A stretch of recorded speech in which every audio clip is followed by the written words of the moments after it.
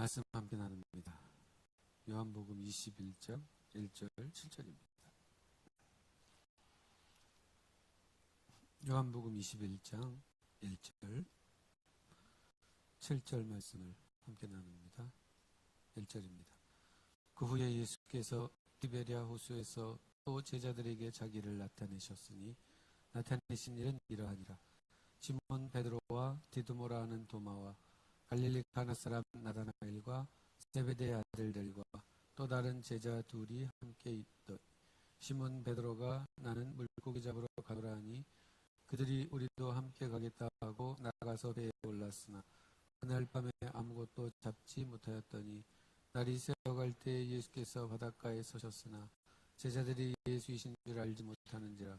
예수께서 이르시되 얘들아 너희에게 고기가 있느냐 대답하되 없나이다. 이르시되 그물을 배 오른편에 던지라. 그리하면 잡으리라 하시니 이에 던졌더니 물고기가 많아 그물을 들 수 없더라. 예수께서 사랑하시는 그 제자가 베드로에게 이르되 주님이시라 하니 시몬 베드로가 벗고 있다가 주님이라 하는 말을 듣고 겉옷을 두른 후에 바다로 뛰어내리더라. 아멘. 하나님께서 천지를 창조하신 후에 마음을 성경은 이렇게 표현합니다. 하나님 보시기에 참 좋았더라. 그렇게 보시기에 참 좋았던 하나님께서 인간에게 던지신 최초의 질문은 네가 어디 있느냐? 아예하, 너 어디 있니? 라고 하는 말씀이었습니다. 창세기 3장 9절입니다. 여호와 하나님이 아담을 부르시며 그에게 이르되 네가 어디 있느냐?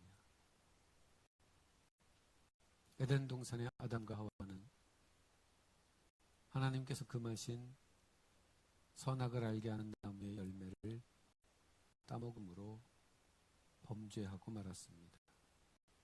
그 후 아담과 하와는 에덴 동산의 숲으로 숨어버립니다.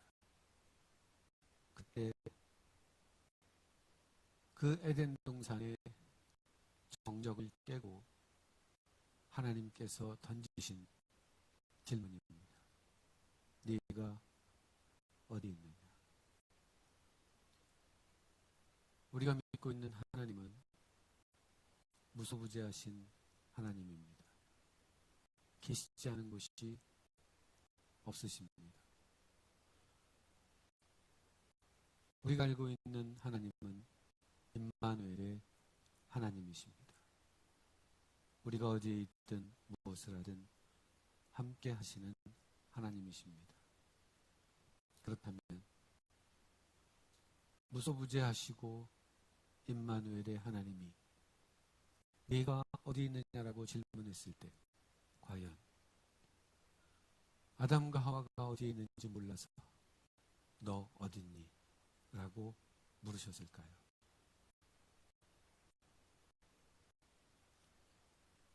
이 질문을 곰곰이 생각해 보면 이 질문의 본뜻은 아담아, 왜 숨어있니?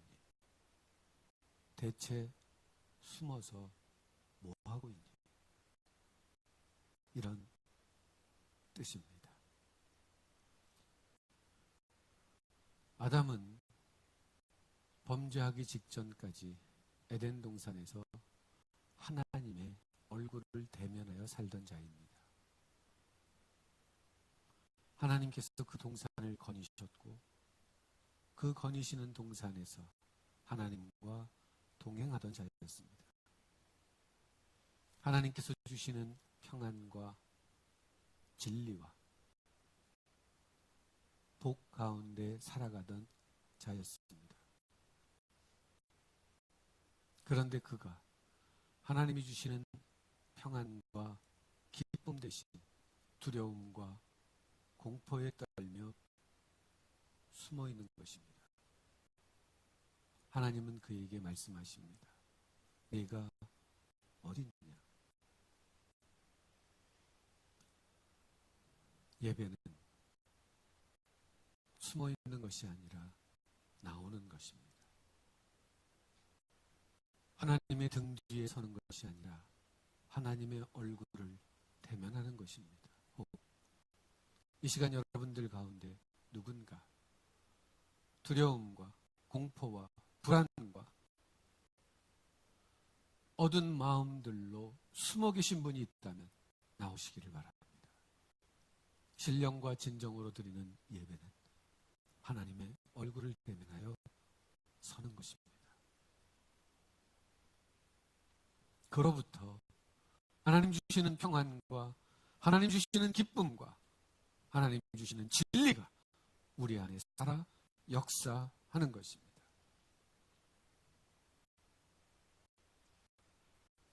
주님께서 제자들에게 갈릴리에서 만나자 말씀하셨습니다.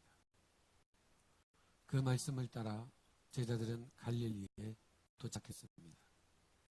그러나 갈릴리에 도착한 순간 그들은 자신들이 왜 이곳에 있어야 하는지를 까맣게 잊고 있었습니다.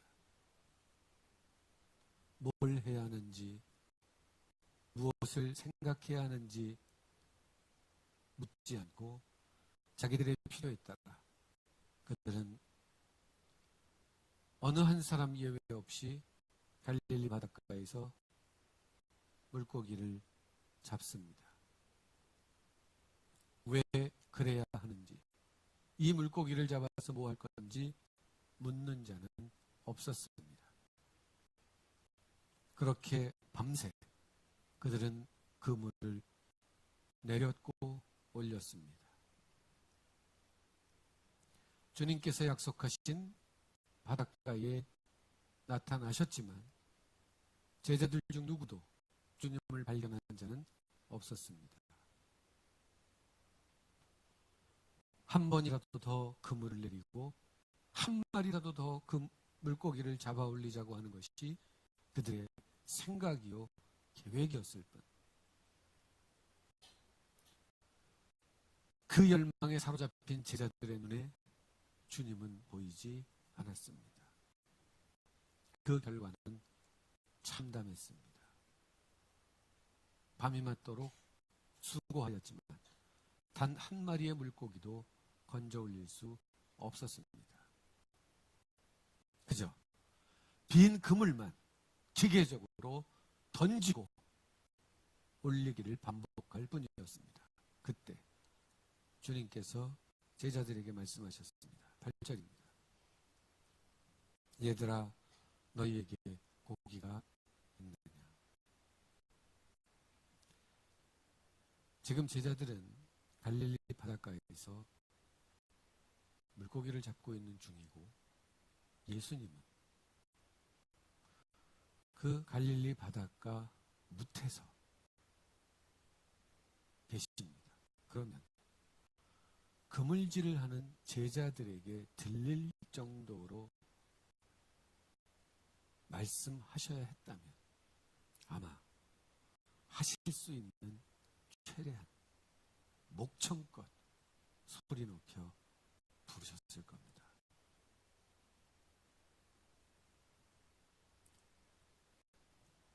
얘들아, 너희에게 고기가 있느냐? 이 질문을 생각해 보면 하나님께서 아담을 찾으셨던 그 말씀, 아담아, 네가 어디 있느냐? 라고 하는 질문과 똑같은 질문입니다. 주님께서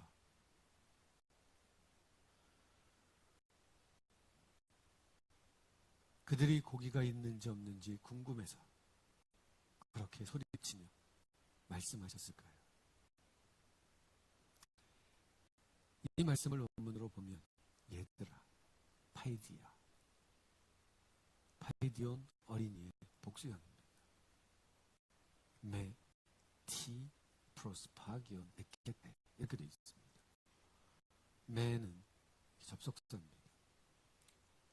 자, 부정이나 의심을 나타낼 때 쓰는 접속사예요. 그러므로 이 구절을 있는 그대로 번역하면 얘들아, 혹시 있니? 계신 거예요.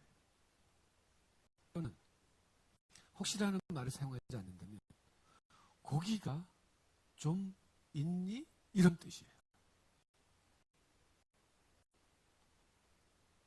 그냥 번역문으로 보면 너무 건조하게 고기가 있느냐 이렇게 되지만 원문을 보면 없다 또는 있을 리가 없다 라고 하는 것을 전제한 질문입니다.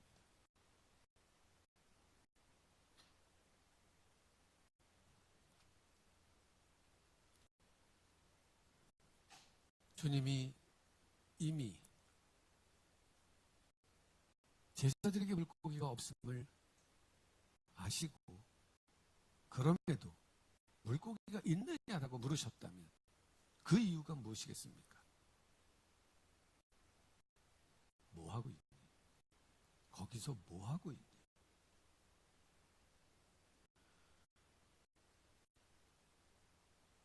네가 지금 해야 할 것은, 너희들이 지금 해야 할 것은 그 갈릴리 바다에서 물고기 잡는 일이 아니다 라는 말씀입니다.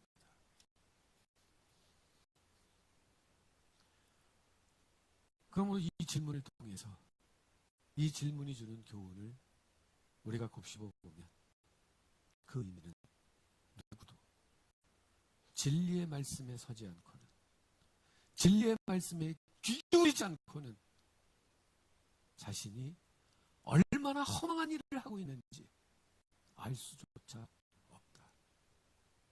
그렇게 되면 그의 모든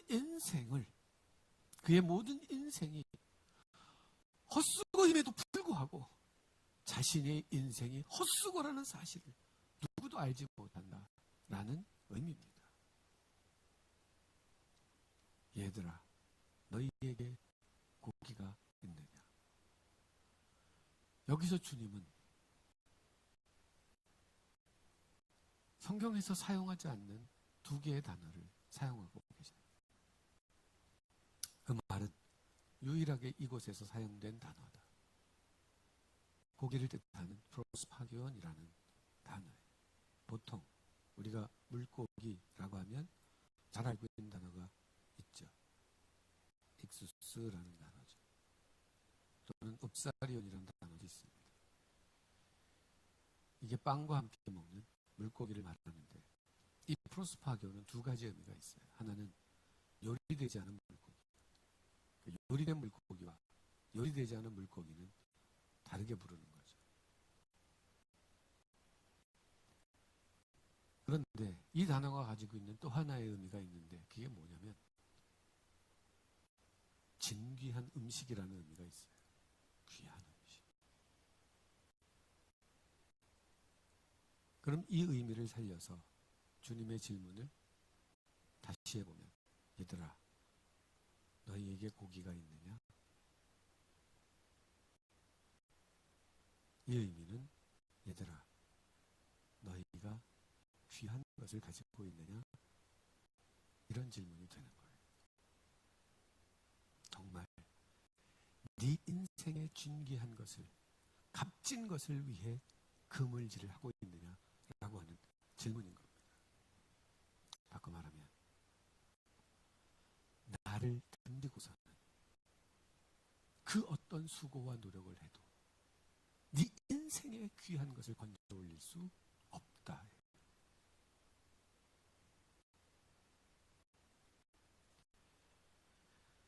시편 127편 1절 2절의 말씀은 이렇습니다.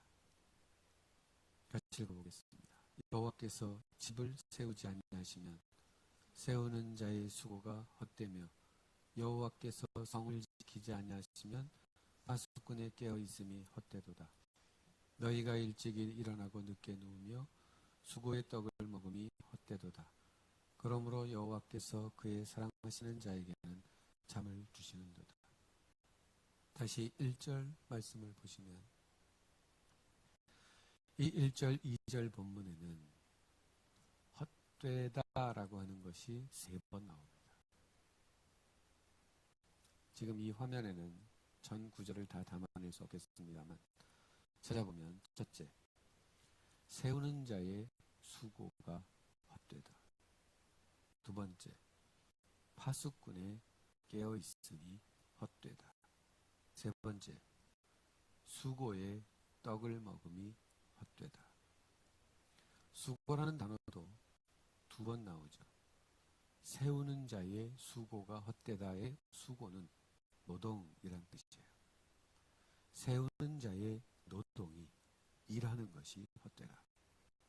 그에 반해 2절에 있는 수고의 떡을 먹다라고 할 때 수고는 그 앞에 있는 단어와는 다른 단어예요.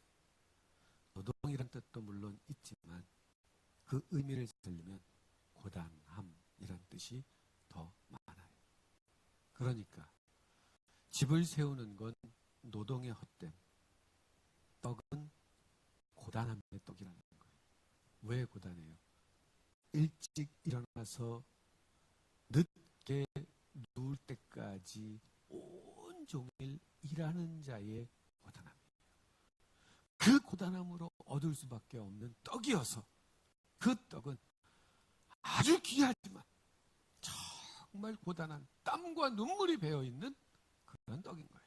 그런데 성경은 이 세 가지가 다 헛되다. 어떻게 하면 하나님께서, 주어는 하나님이에요. 1절, 여호와께서 집을 세우지 아니하시면, 그 다음 여호와께서 성을 지키지 아니하시면, 그렇다면 이렇다는 거예요. 그리고 2절의 맨 마지막 구절, 후반절은 이렇게 말씀합니다. 여호와께서 그의 사랑하시는 자에게 잠을 주시는도다. 이게 늦잠 자는 사람들이 이 구절을 어떻게 암송을 잘하는지,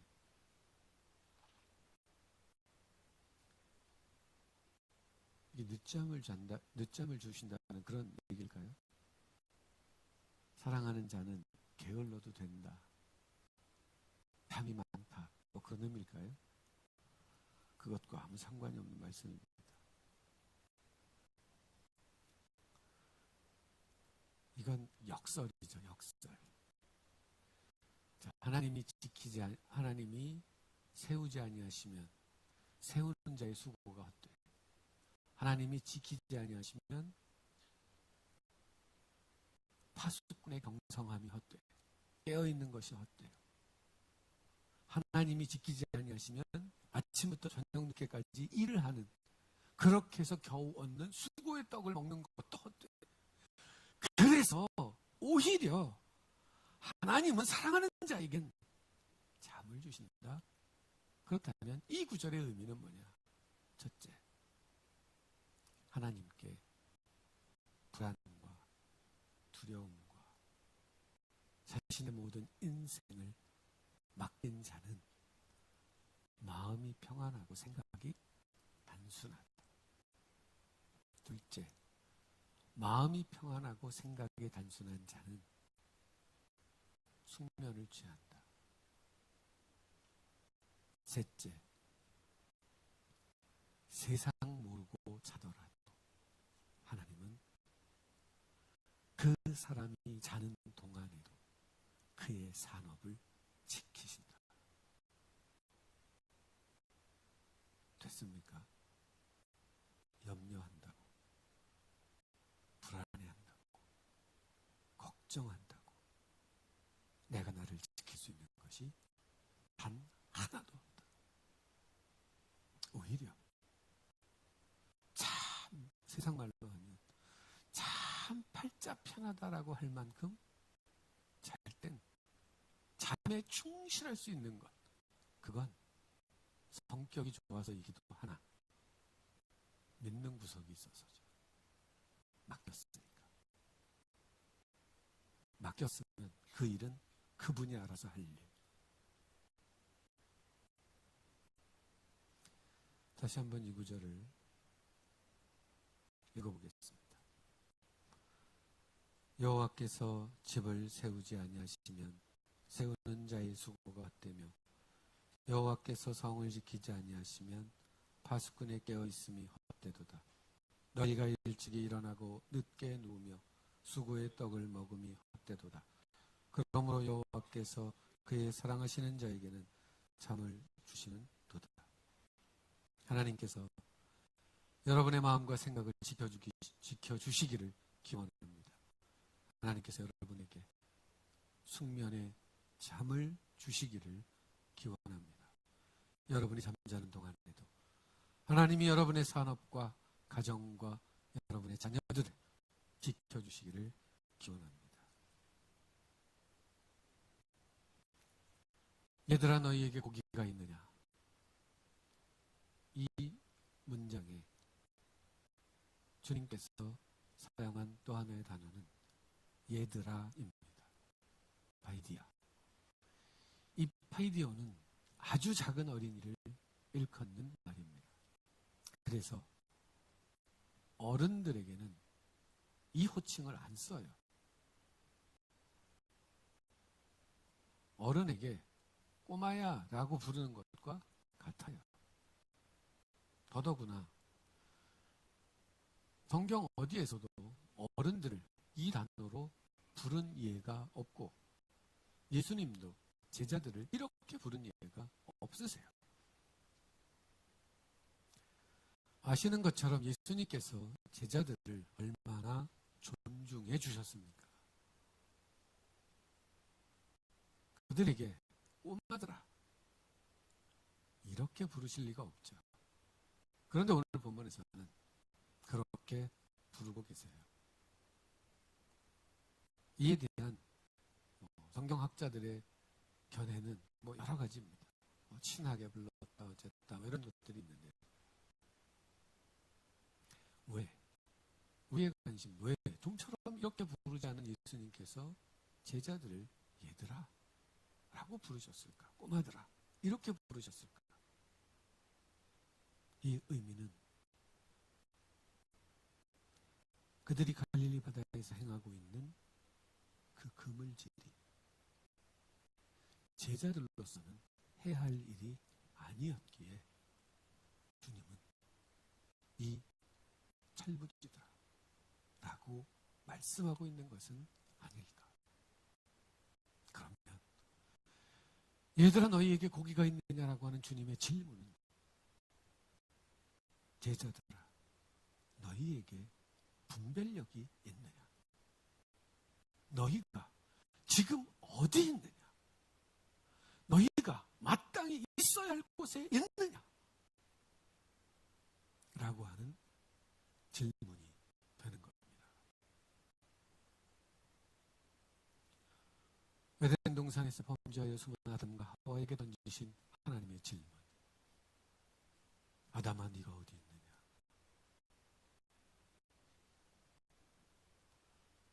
부활하신 주님께서 갈릴리 바다에서 제자들에게 던지신 질문. 얘들아 너희에게 고기가 있느냐? 이 장면이 중요한 이유는 이 장면 이후 곧 사도행전의 역사가 시작된다는 거예요.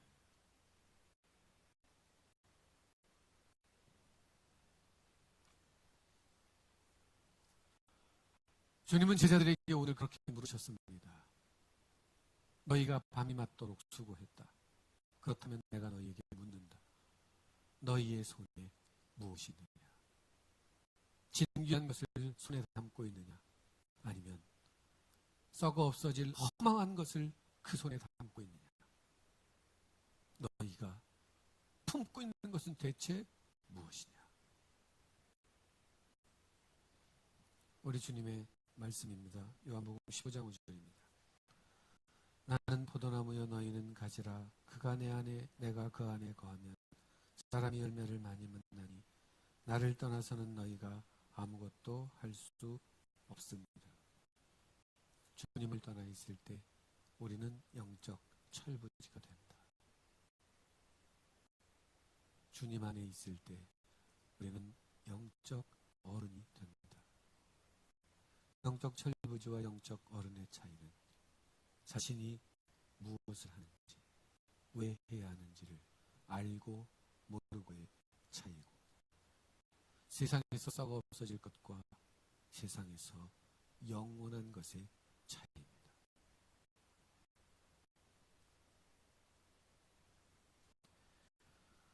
그때 주님의 말씀이 이렇습니다. 6절. 그물을 배 오른편에 던지라. 지금까지 우리가 확인한 것처럼 제자들은 밤새도록 그물을 내리고 올렸습니다. 그들이 그물을 내리지 않은 곳이 있을 리가 없죠. 더구나 예수님은 어부도 아닙니다.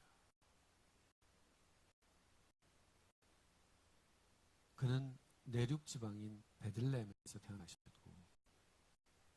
산동네 나사렛에서 자라셨습니다. 오히려 지금 그 배에 있는 제자들이 어부 출신입니다. 그러므로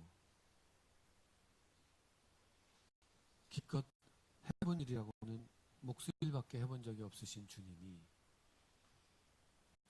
평생 어부 아버지를 바라보고 또 어업에 종사했던 제자들에게 오른편에 그물을 던지라, 이건 상식적으로 가당치 않은 말씀이죠. 그런데 제자들이 이렇게 말합니다. 그물을 배 오른편에 던졌더니 물고기가 너무 많아서 그물을 들 수 없을 정도로 건져 올리게 된 겁니다. 이 장면을 한번 상상해 봅니다. 제자들은 밤새도록 그 넓고 넓은 갈릴리 바다를 휘젓고 다녔을 겁니다. 갈릴리 바다의 넓은 쪽 지름은 22km 정도, 어떤 사람은 21km 정도라고 합니다. 여기서 압구정동까지가 23km입니다. 그럼 대략 넓은 쪽으로 어느 정도 거리가 된다는 것 짐작이 될 겁니다. 좁은 쪽으로 보면 11km입니다. 둘레가 51km입니다. 수심이 30m에서 40m 정도 됩니다. 자, 그 그림을 상상해 보면 이 넓고 넓은 갈릴리 바다를 밤이 새도록 그물을 내리고 올리기를 반복했습니다. 그런데 그렇게 해서 동이틀 바로 그 시간에 주님이 오른편에 던지라고 말씀합니다. 어부도 아닌 주님이.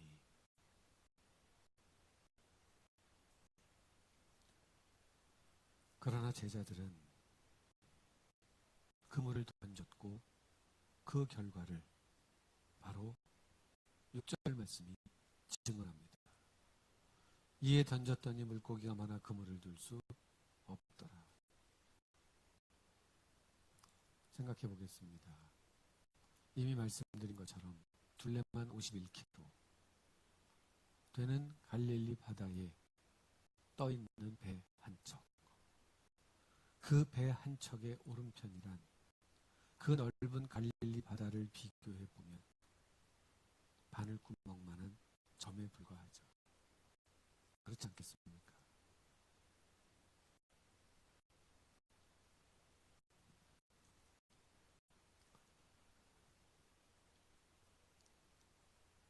아무리 대단하고 굉장하고 광활한 것을 얻었다 해도 주님 계시지 않으면 아무것도 얻을 수 없습니다. 반면 바늘구멍만큼 작은 곳이지만 주님이 함께 하시면 그것은 생명의 샘이 됩니다. 주님의 말씀입니다. 그물을 배 오른편에 던져라. 자, 이 말씀이 우리에게 주시는 교훈은 뭐냐? 믿음이란. 주님이 오른편을 택하셨음을 우리에게 말씀했다면 우리는 우리 인생의 왼편을 포기하는 겁니다. 믿음이란 주님께서 택하신 오른편을 택하는 겁니다. 그럼 왼편의 의미는 뭘까요? 왼편은 내가 지금까지 밤이 새도록 의미를 찾고 싶었던 바로 그것입니다. 내 힘으로, 내 노력으로, 내 능력으로 뭔가 의미 있는 삶이 되고 싶어 했던 그 모든 것이 왼편입니다. 내가 주님의 말씀을 의지해서 오른편에 던진다고 하는 뜻은 바로 그 왼편을 버린다는 것을 의미합니다.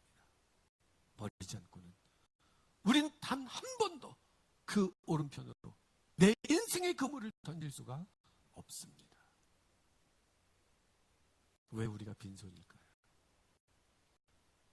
왜 밤이 맞도록 수고했는데 얻은 것이 하나도 없을까요? 그렇게 열심히 살았는데, 그렇게 열심히 쌓아 올렸는데 내 인생에 대체 왜 남은 것이 없을까요? 늘 주님께서 던지라 말씀하신 오른편을 던지고 내가 던지고 싶은 왼편으로 그물을 던진 결과입니다. 참된 믿음은 주님께서 택하신 우리 인생의 오른편을 따라가는 겁니다. 그 오른편을 통해서 길이요 진리요 생명이신 주님은 우리 인생이 의미 있다, 가치 있다, 귀하다 부어주고 싶으신 거예요. 근데 이 의미는 내가 부여한 의미가 아니고 내가 찾은 의미가 아니에요. 이 의미는 하나님께서 우리에게 주신 의미예요. 그러므로 이 의미를 세상에서 빼앗을 자가 없어요. 세상에서 빼앗을 수 없는 이 인생의 의미를 가졌을 때 나는 가치 있는 인생을 살았다, 이렇게 고백하게 되는 겁니다.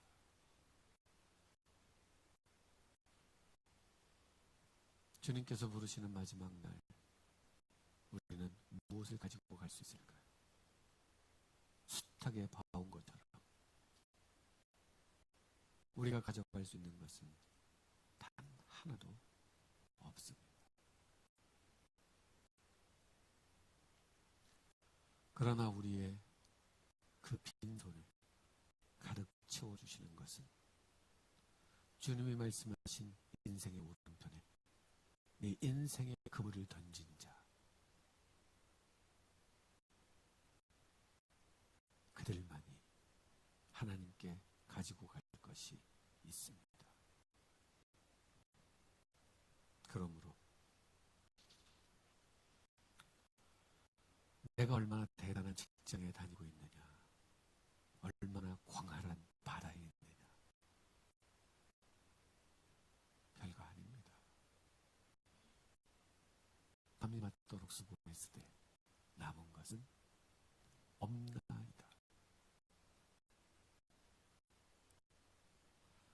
그러나 그 광활한 갈릴리 바다의 한 점, 그 오른편에 주님이 던지라 했을 때 던질 줄 아는 그 사람은 한 점처럼 작고 보잘것없고 가치 없어 보이나 그것이 하나님의 역사의 새 시작이 됩니다. 그것만큼 가치 있고 귀한 것은 없다.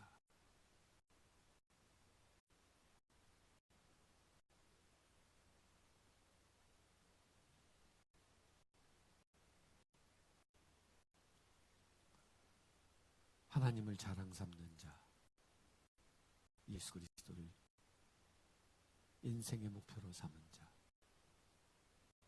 그런 사람들은 오늘도 작지만 보잘것없어 보이지만 하찮아 보이지만 그 하루에 인생의 그물을 던집니다.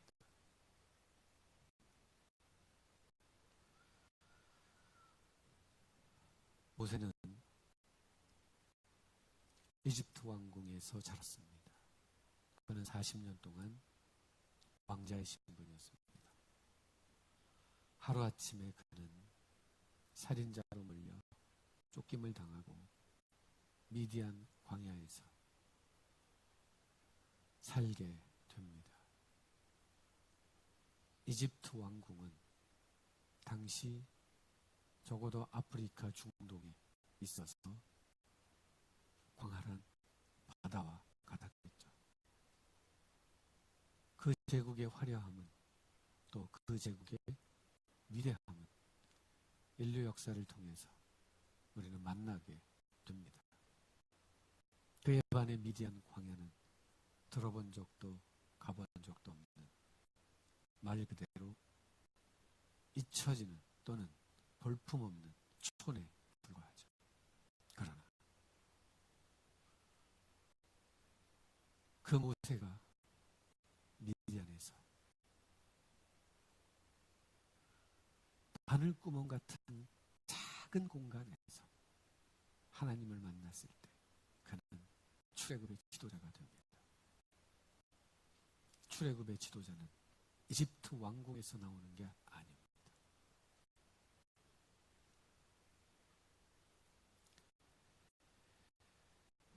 그렇게 보면 모세에게 인생의 오른편은 이집트 왕궁이 아니라 미디안 광야였던 셈입니다.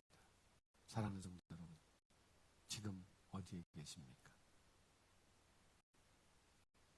그 볼품없고 위축되고 남에게 자랑할 수 없는 바로 그 자리에서 우리 주님이 던지라 하신 그물을 던지면 그곳이 하나님의 역사에 새 장을 쓰는 시작점이 됩니다.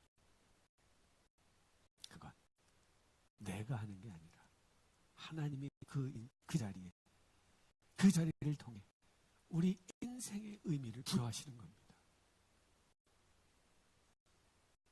이 인생의 의미는 사람이 매기는 것도 사람이 주는 것도 아니에요. 이 인생의 의미를 이 세상에서 빼앗을 자가 없습니다. 왜? 하나님이 주신 거니까.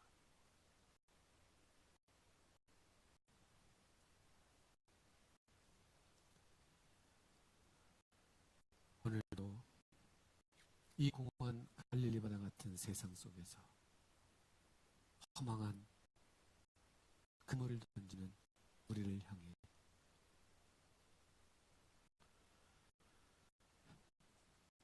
지치고 상해서 더 던질 힘도 없는 우리에게 오른편에 던지라 말씀하십니다. 주님, 내가 밤새도록 다 던져봤거든요. 주님, 이 분야엔 제가 전문가입니다.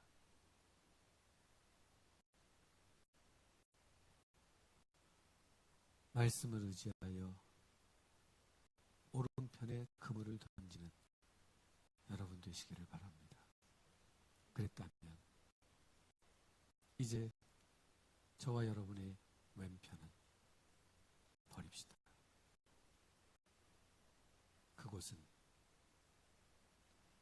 내게 의미가 있을 뿐 하나님께서 우리에게 부어주시는 의미는 아닙니다. 지금이야말로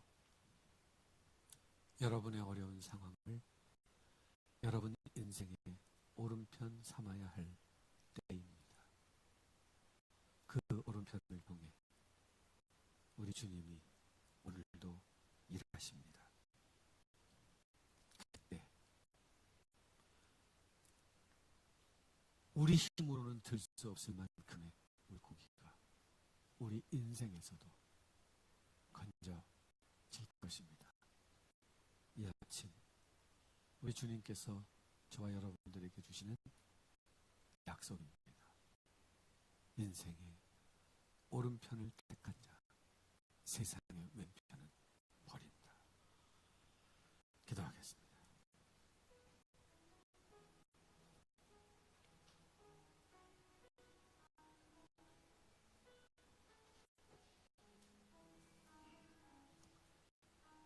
열심히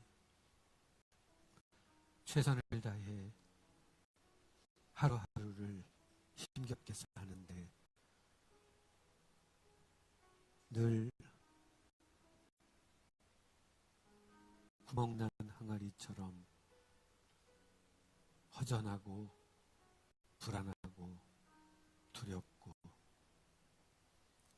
이 채워지지 않는 허망함이 늘 우리의 가슴 속에, 인생 속에 있었습니다. 주님을 등지고 살아온 결과이며 나를 부르신 주님의 뜻이 무엇인지, 지금 행해야 할 것이 무엇인지 고민하지 않은 결과였음을 고백합니다. 이제 주님의 말씀을 의지하여 내 인생의 오른편에 주님 선택하신 그 자리에 인생의 그물을 던지겠습니다. 이제는 주께서 행하시옵소서.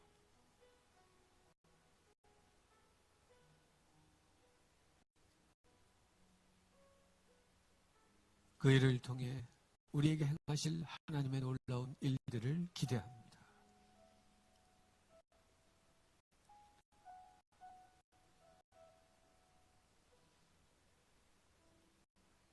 내가 찾던 인생의 의미를 버리고 주님께서 부여하신 인생의 의미를 찾아 나서는 주의 백성들을 위해 그물을 들어올릴 수 없을 만큼의 놀라운 역사가 이 한 주간 있기를 기도합니다. 예수 그리스도 이름으로 기도드립니다.